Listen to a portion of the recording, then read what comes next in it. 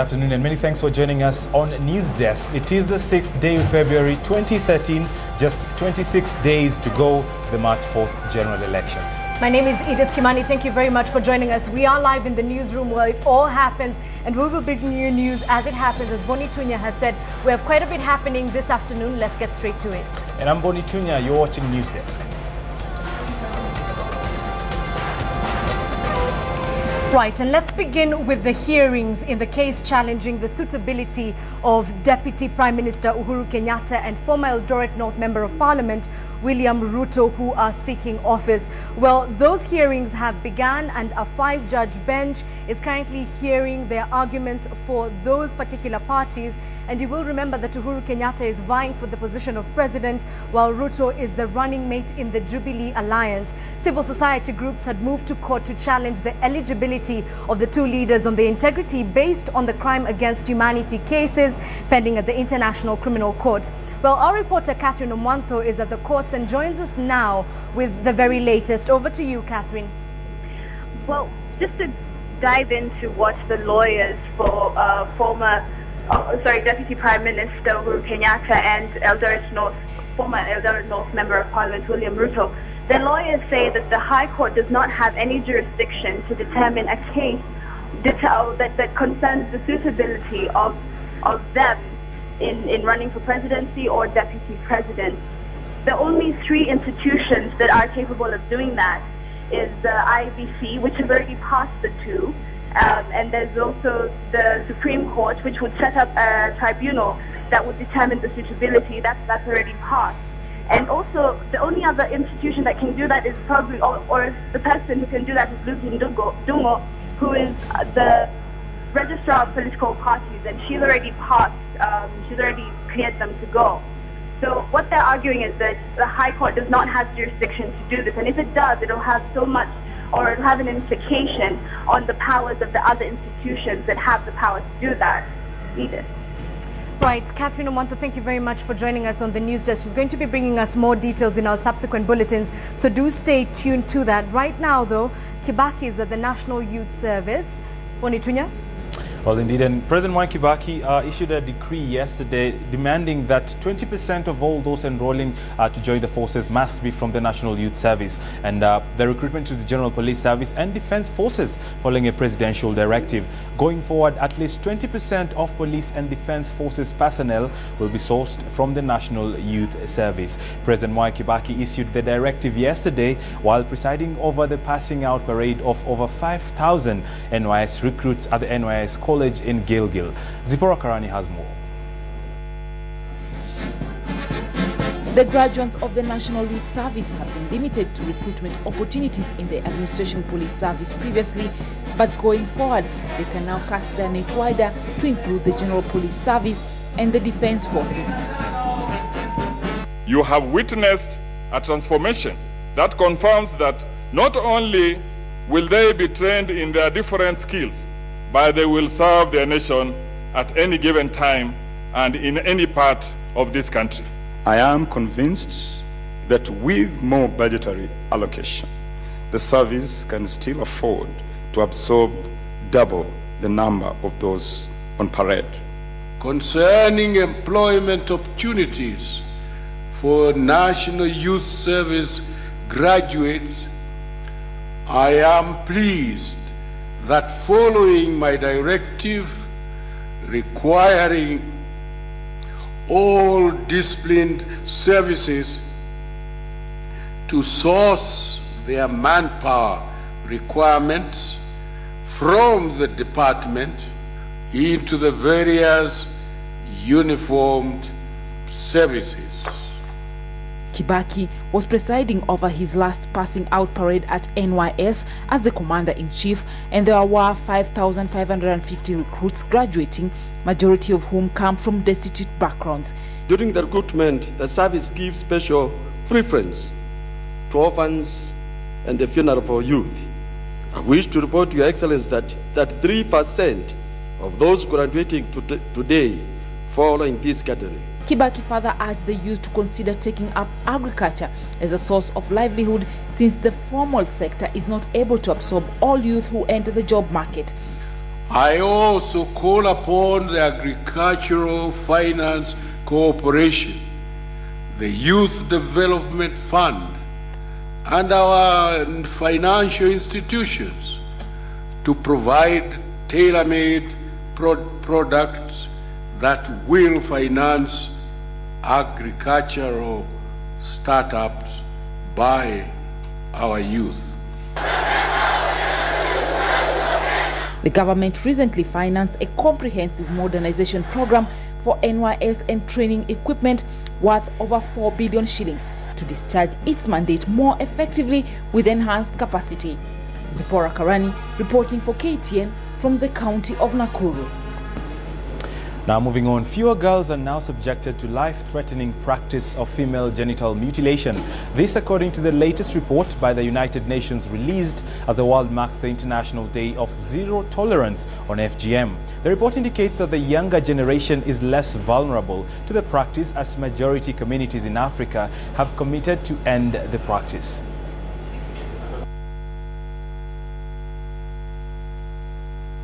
In the 29 countries in Africa and the Middle East where FGM is widely practiced, on average 36% of girls aged 15 to 19 have undergone the practice compared to an estimated 53% of women aged 45 to 49. Kenya has witnessed a commendable decline as women aged 45 to 49 are 3 times more likely to have undergone FGM than girls aged 15 to 19. The report shows that at least 120 million girls and women have experienced FGM in the 29 countries. As many as 30 million girls under the age of 15 may still be at risk. The new estimates follow the unanimous adoption of a UN General Assembly resolution in December 2012 calling on member states to intensify efforts towards the complete elimination of FGM. According to the report, since 2008, nearly 10,000 communities in 15 countries representing about 8 million people have renounced the practice. Last year, a total of 1,775 communities across Africa publicly declared their commitment to end FGM. Countries in Africa have in the past fought to end the practice that has for long violated the right of the girl child. Angel Katuse, KTN Live at 1. Let's shift gears to politics now, and part of the Jubilee Coalition campaign team continued with their vote-hunting mission, this time in central Kenya for the second day pitching tent in Murang'a County. Led by the Nairobi Metropolitan Minister Jamlek Kamau and immediate former Belgood Member of Parliament Charles Keter, the group were out and about selling the just unveiled manifesto to the people of Murang'a.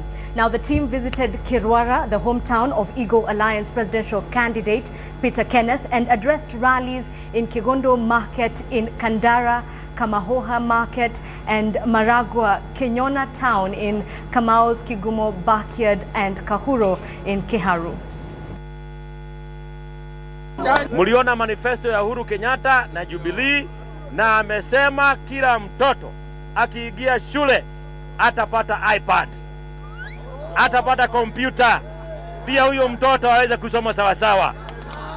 Vijana wa nchi hii na akina mama wa nchi hii watapatiwa pesa taslimu.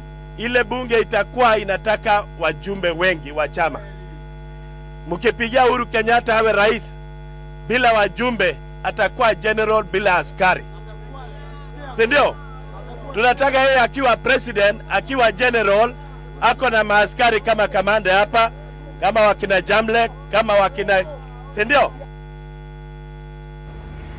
Majority of state officers, including the president, will have to take a pay cut if the new salary structures proposed by the Salaries and Remuneration Commission are adopted according to the proposed structures. Now, the president will now be earning a minimum salary of 1.3 million shillings. The structure also proposes that the president earns a maximum salary of 1.75 million shillings a month. A cabinet secretary will earn a minimum of 830,000 shillings a month, while a governor is to earn a minimum wage of 833,000 shillings monthly. Now, the proposed structure unveiled by the Salaries and Remuneration Commission, or CRC, included the job grading and remuneration packages of all civil servants. And we will delve deeper into the proposed structures much later. Boni Tunya will be having in studio the CEO of the Salaries and Remuneration Commission, Grace Otieno, for more details of that. The taxpayers' cry on the hefty funds spent to pay civil servants every year has finally been heard.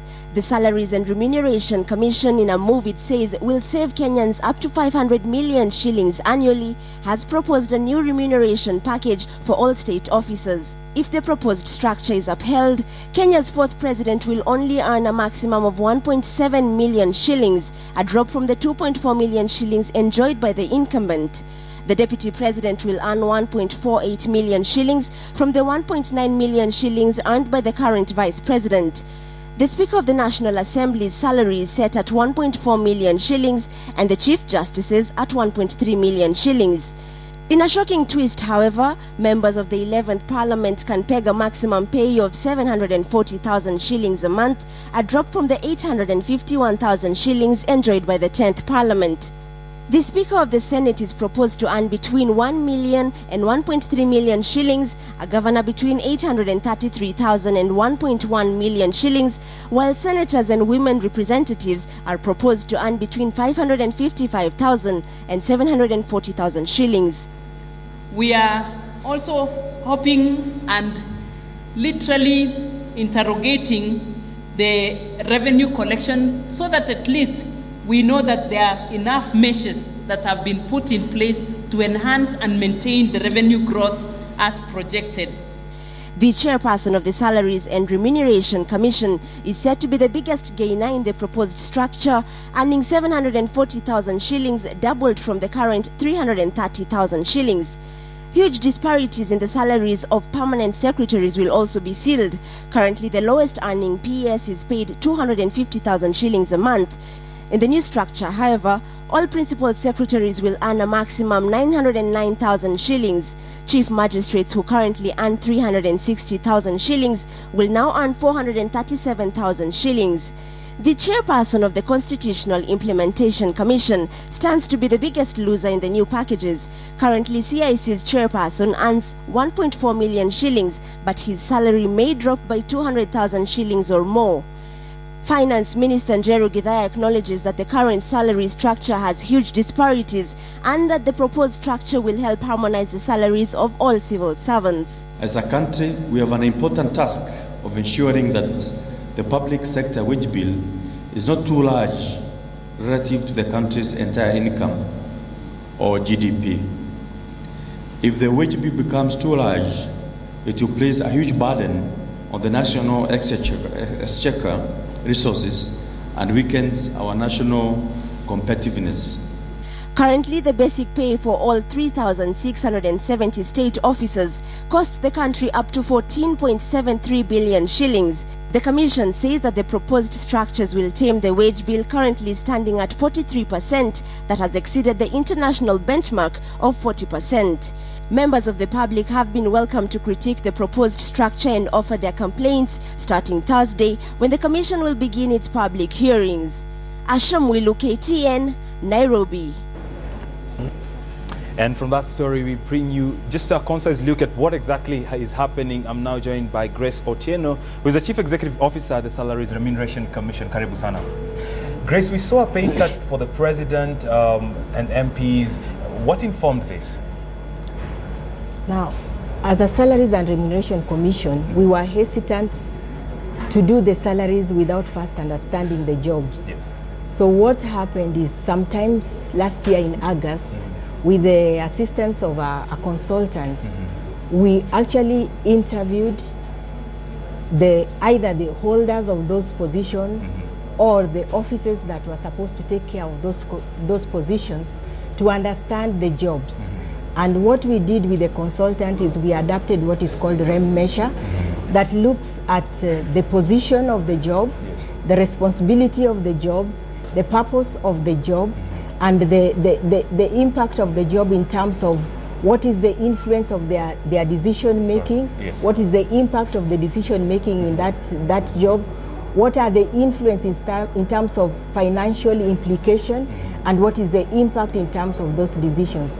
So we looked at the process of making that decision, the outcome of that decision that they have made, and they therefore came with the weight of the job. Yes. So all these offices, there was a questionnaire that was administered to them, which they responded to, and those responses were therefore plotted, and then after plotting those responses, we were able to get points, and then from the points now we were able now to distribute the remuneration that was distributed. Now, Grace, currently we're talking about a wage bill of about 14 billion shillings. With the changes, we're talking about an increase of about in the region of about 3 billion to what you're saying. Of course, in the long term, you are going to be saving. But if you're to talk about sustainability, how sustainable are the new rates? If you notice from what we presented yesterday, the new rates using the full position will have a savings of about 500 million. Yes. Which means that we have actually saved, because when we are saving the 500 million, we have taken everybody that is supposed to be in post come 4th March. Yes. Yet right now, when we were spending 14 million, there were some offices that were not there. So in effect, we have saved, because if you are taking in the county assembly, the county executive, which were not there, the governor, which were not there, the senators, which are not there, the reps, all the other positions that are supposed to be taken into account in terms of the special needs and all that are provided in the Constitution, when you bring them all on board, you find that we end up saving 500 million instead of spending the 14 billion that we were spending on this category of people when they were not on full board. It was not sustainable. Even the figure we have now is not sustainable. But you realize that in addressing sustainability, it is not just something that you can do overnight. Correct. It is something that is progressive. Because as you realize, some of these state offices are already in post. They are already in their positions. They are working. Yes. The people who are out there are the county and the members of parliament and the Senate and the government. But otherwise, the rest of the other state officers are in post, and therefore you could not quite slash their remuneration. Secondly, the Constitution has provided or has kind of ring-fenced certain position that you cannot reduce their remuneration to their disadvantage from where it was. Correct. So, but Grace, sorry to cut you short. What is the concern of many is that we are seeing a big slash in the pay of the president and the MPs. What you're wondering is we have our nurses currently on strike from Mombasa, and it's a story that we're just about to run. All the other public officers out there, does this apply to them? This particular remuneration structure, first and foremost, applies to the state officers. Because remember, it is the state officers that the Salaries and Remuneration Commission is mandated to set. But once we go through this and it is gazetted as the accepted remuneration, or varied depending on what we will get out there as the accepted remuneration, then it will kind of go down towards the other stuff. What we have done is currently, before we adopt the new remuneration structure, when you looked at the compression factor is usually that factor that defines the lowest salary level and the highest salary level. The current compression factor stands at 153, okay? And what we did is to go forward and to make sure that any time that there will be a change in remuneration, it affects the others. We have reduced the compression factor to 87. Correct. So the president's is at 87, and then the lowest in the service will be at 1. So it is like 1 to 87.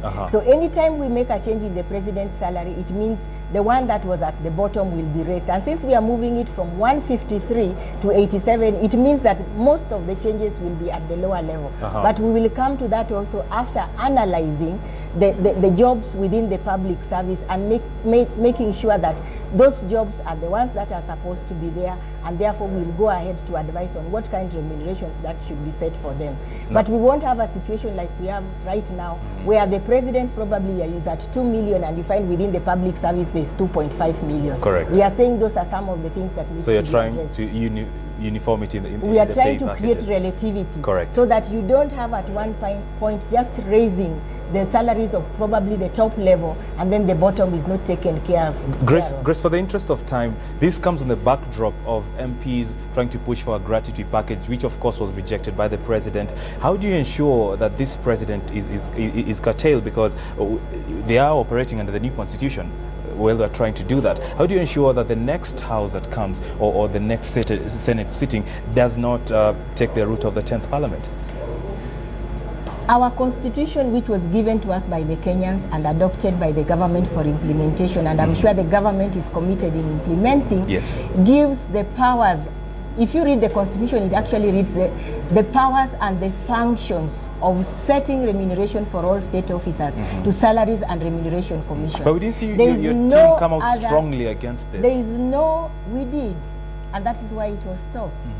I think we raised it with the relevant authority. We don't have to come and shout at the media and say this is what we are doing. We used the machineries that were available, and we were able to implore the relevant offices where these issues were going. So going forward, this is a trend that has been checked. Yeah, it has been checked, and the Constitution has checked it. The Constitution, if you read the Constitution, it is very clear. It says where a function has been given to another body in the Constitution, then that body is the one that carries out that function. All right. Yeah. Now, to your frustration and mine, we have to cut this interview right now, but of course this will continue offline, where we will be just trying to paint a clearer picture of the effective changes that were announced yesterday by the Salaries and Remuneration Commission, and they touch on state officers. And do let us know your views on our Twitter handle at KTN Newsdesk on your opinion regarding this matter. But moving on, talking of salaries, another interesting topic that comes up is bribery. And one of the reasons, of course, your team has been brought up this issue is to try and curtail the issue of bribery. And at KTN here at the News Center, we've put bribery on the national agenda. And here now is John Allen on the Super Wall. We've got a new segment that puts corruption firmly in the spotlight on our agenda, live and large on our Super Wall, using corruption tracking website www.ipaidAbribe.or.ke. Now let's look at some analytics now. In 1,230 bribes paid and reported on this website, 47,924 bribes paid. But the story here is Mombasa, where 1.7 million shillings have been paid in out of those 1,230 bribes. Remember, the more you use this website, the more accurate we become. Let's look at some analytics now from across the country. In 35 counties, 1,230 bribes paid. Nairobi leads, 484 bribes. But since we're in Kisumu, let's look at those analytics from Kisumu. In Kisumu, in 41 bribes paid, we've got 177,451 shillings paid in just 41 bribes. But the story is in municipal services. Out of those 41 bribes, 11 of those have been paid to members of the municipal services. There are stories about this on this website as well. One such story, in one bribe, a person paid 20,000 shillings for land rates to someone from within the municipal services. Now remember, we're trying to use this website, www.ipaidAbribe.or.ke, to track corruption across the country, put this firmly on the agenda so that the leaders who take power after March the 4th are able to deal with corruption effectively. We at KTN promise to keep delivering the statistics as well as the stories on corruption. That website, once again, is www.ipaidAbribe.or.ke. Discover the real market price of corruption. They're also on Twitter and their handle is @ipaidAbribe.ke. Thank you very much, John Allen Namo. And if you go on that website, you'll find that the hits are increasing by the minute. Right now, they're just under 29,000 at about 28,800 and something. And they're relying on your information. You log onto the website, you tell them if you paid a bribe, how much it was, and we here at KTN will be bringing you that information. But to a story that Boni Tunya touched on, nurses, and in Mombasa, they have stayed away from hospitals, citing a hostile work environment. Now, according to union officials, nurses had obeyed a court order to return to work, but then they claimed they found dismissal and transfer letters lying in wait. The nurses claim the government has ignored a court order to come up with a return to work formula and accused it of employing intimidation tactics. Now, other nurses claim that their salaries were not remitted despite reporting for duty. They have now vowed to stay away until a return to work formula is signed in court.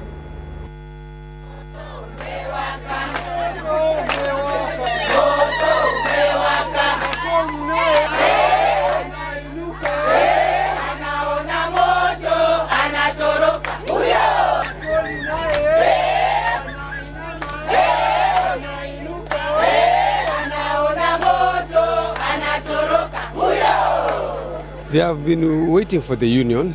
They are still fighting for the union. And up to now, we are still waiting for the union to come by.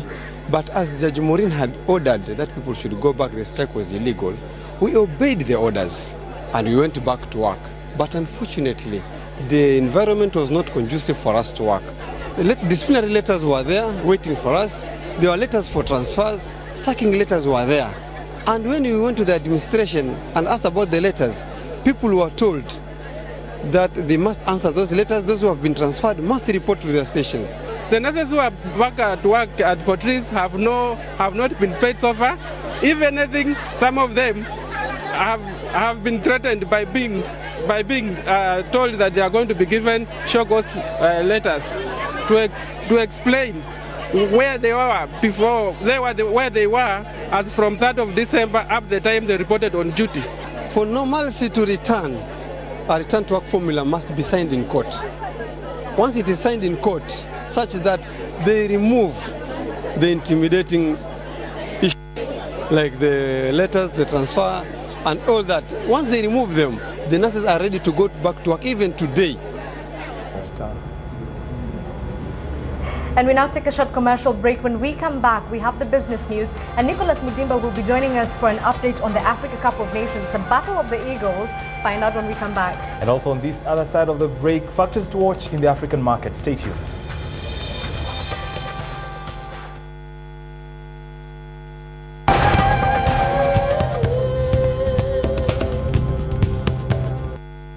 Welcome back to the program. Time to look at what is happening in the world of business. And as always, here we like to take a look at where your money is and looking at the positive side with a look at the biggest gainers at the Nairobi Securities Exchange. Athi River Mining is up 5.71%, going for the price of 55 shillings and 50 cents. Can Group, TPS Serena and Unga Group all up in the region of 3 to 2.1%. Housing Finance closes the winners for us up 1.99%. Of course, you can buy it at 17 shillings and 90 cents. A quick look at the biggest drops of the week. Safaricom is down marginally at 1.82% with a price of 5 shillings and 40 cents. CFC Stanbic, British American Investment and CFC Insurance all edging down marginally in the region of 0 to 1.15%, with Bamburi Cement closing the losers for us. Now let's take a look at factors to watch in the African market, where the NSE garnered a whooping 32.84 points to close the day's trading session at just about 4,483.62, as the equity turnover recorded a 164.17% surge to just about 613 million shillings. Now the all-share index, the FTSE 15 and 25 indices maintain an upward trend, with foreign investors accounting for just about 63% of total turnover, holding a net shortage position of about 38 million shillings.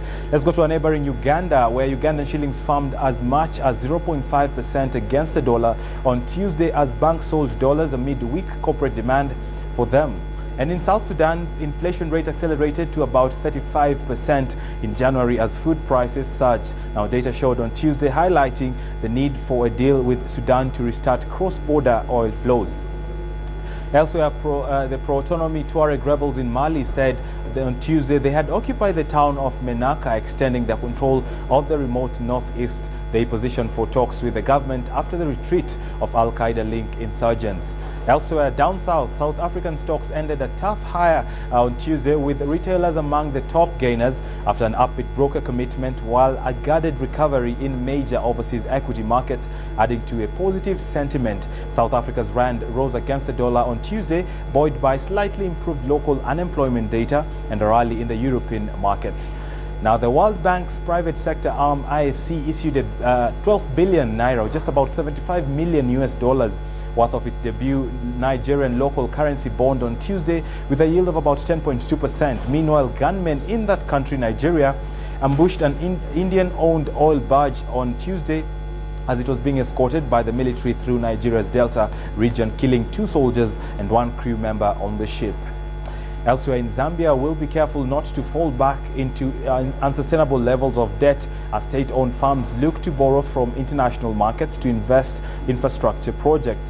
And Guinea's review of all mining contracts will include an effort to integrate a 2011 settlement struck with global miner Rio Tinto, with an original agreement signed with the company. Guinea's Mines Minister Mohamed Lamine Fofana said this on Monday.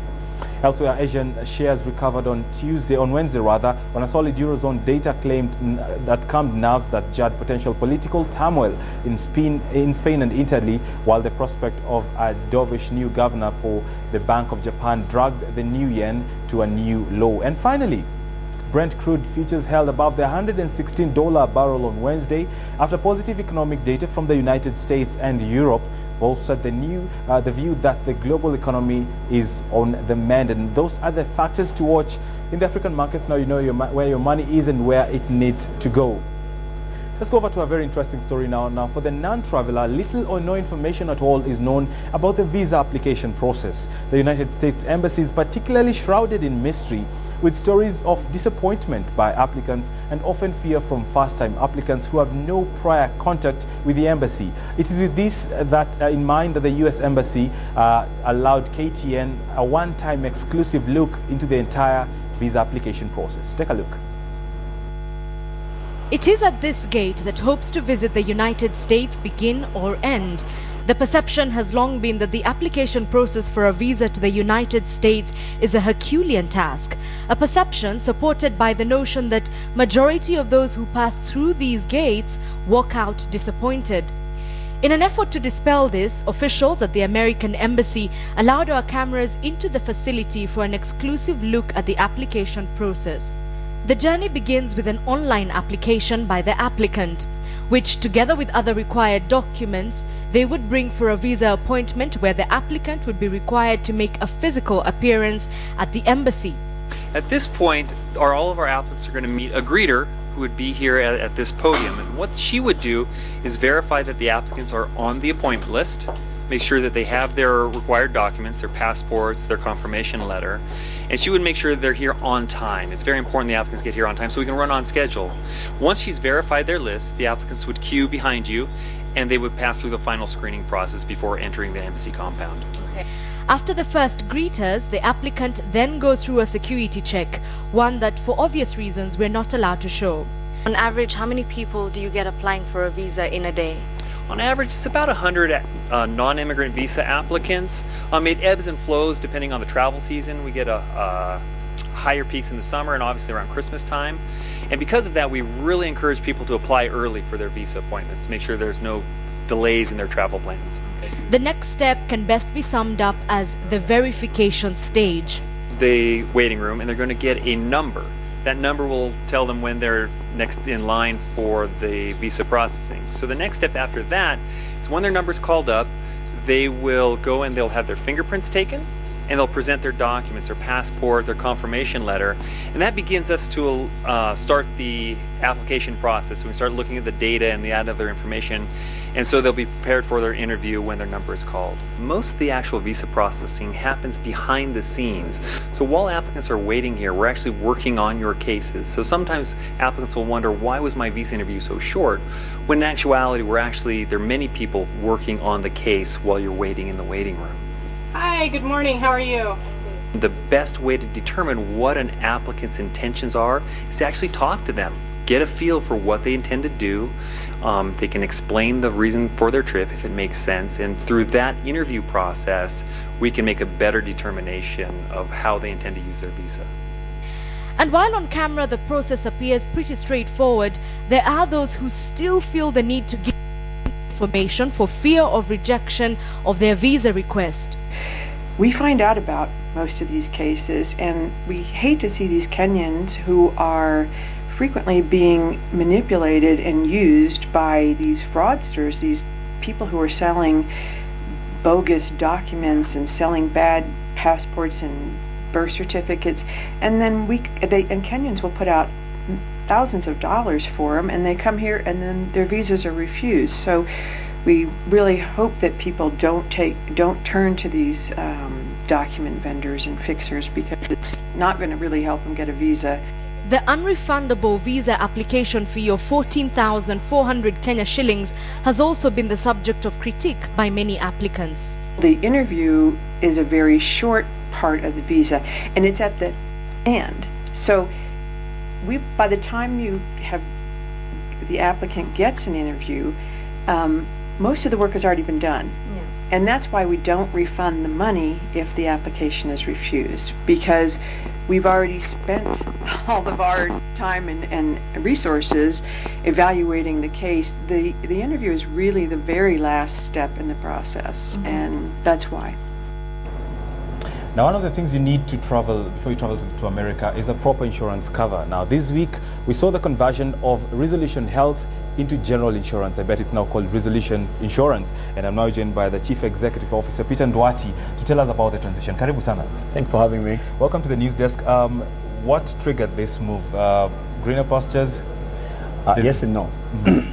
It was always our strategy to convert to a general insurer in 2014. Yes. But then the Insurance Act got amended in 2011, and all medical insurance provider had to decide either you remain a broker, yes, or you become a general insurer.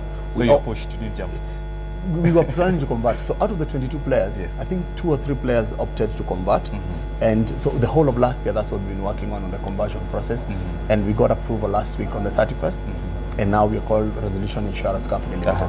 For the sake of information for people who are watching, what is required to make this move? Do you just decide, my business, health is not doing really well, I want to move into general? What is required by law? By law, the first thing is you have to raise the share capital. We had a rights issue, we raised 300 million. Yes. And then you need to put structures to administer that business. So we had to employ people who can do that particular business. Then I had to reduce my shareholding. You must have seen it in the media. Because as an insurance company, not any single shareholder can have more than 25%. Yes. When we were an MIP, I used to hold, in fact, at one time I used to hold 75%. Okay. Now I have to reduce that to 20%. And then the solvency ratios, the IRA has stringent terms of how you handle your solvency. Reinsurance treaties, we have negotiated reinsurance treaties to make sure that you cover that. Yes. So when we opted to become a general insurer, we selected products that mimic health insurance so that we don't change our structure too much. Yes. So we'll be offering work injury benefits, we'll be offering group personal accident, short-term life, travel insurance, and we'll be offering work injury benefits, our major business. So we went through that process for the last 12 months. Yes. But what the regulator wants to know is governance structures. How secure are you? How solid are you to be able to offer this? Now, Peter, we're talking about a penetration level of general insurance, just about 3% to GDP. It is, yes. What's your strategy in ensuring you cause a splash in this market? Right. I'll just take you back. 10 years ago, we entered the market as the 22nd medical insurer. Yes. As we sit now, we're second with a turnover of 2.1 billion. How did we do this? We were very creative. We set up a good distribution structure. And very innovative. So we decided to take the same strategy into the general insurance market. Yes. And watch this space. We intend to cause referrals, and we're going there to capture market share, and not just growth, yes, but growth profitably. Because we've seen a lot of insurance companies get into the business and all they do is invest in property and whatnot, and not the core business. Okay. I'll tell you, insurance around the world, if you look at real estate, it's owned by insurance companies. Yes. This is because we don't make much in underwriting profit. Correct. Which basically is the difference between premium and claims. So the cash that we receive before we pay claims, we work on investment income. Yes. Yeah. And for us also, that's a strategy. We want to work on investment income.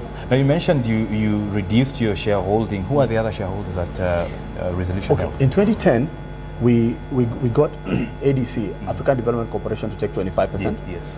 And then previously, we had a guy called George Kahera, who owns Galana Petroleum. He was an original partner. We started the business with him. He reduced his shareholding, now he owns 8%. Yes. Then Mr. Mwangi, John Mwangi, who was previously the CEO of Equity Bank, he also holds shares, and then they hold the rest. Yes. Indeed, and of course, future outlook, definitely, we have to talk about that. Yes. We're going into 2014, that's when you fully convert into general insurance. Yes. No, we've already converted. Yes. We were targeted to convert in 2014. We've just done it earlier. All right. Yeah. Plans for listing, final question? We want to list in 2015. At this point, we're not sure whether we're going to list the group, which is Resolution Health Group, or list Resolution Insurance Company, which is a Kenyan business. Yes. Indeed, in 5 minutes are up. All right. Many thanks for taking time with the news. I've been Thanks for having me. Peter Ndwati, who's the Chief Executive Officer at Resolution Insurance, now not Resolution Health. We'll now take a short break. Coming up next is sports news.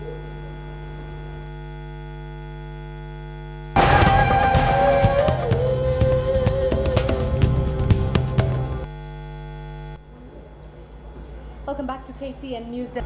And from that, I'm now joined by Nicholas Mudimba, who is a sports anchor and reporter here at KTN, to just take us through the different scenarios of what we should be expecting tonight, is it? Absolutely. These are matches you can't predict. All these teams are very hard to beat. And Burkina Faso, we have Mali, we have Nigeria, and of course, people that a team we didn't expect might reach this far, Mali. Right. Yeah, especially with what's going on currently in their country. Political All right, unrest. so let's look at what would happen if Burkina Faso was to win this, if they were to beat Ghana. Or rather, if Ghana was to beat Burkina Faso. Absolutely. They will reach the 7th AFCON finals since 2010. Ghana, they've been very consistent in this. And if Mali wins, then they will head into the finals since 1972. That's the difference. You can see Ghana have been consistent. Right. And Burkina Faso, I beg your pardon, Mali have been slagging behind. So since 1972, if they beat Ghana, they're heading into their finals. Okay, and I also know that Nigeria and Mali have met severally at the Africa Cup of Nations. True that. 6 times. Nigeria have never lost a match against Mali. 2 draws, 4 draws actually, and 2 wins. So you never know. It's still going to be one tight affair. And international matches wise, I can say Nigeria have been very strong. So of course today Nigeria might have an upper hand over Mali. Okay, final question, which team do you support?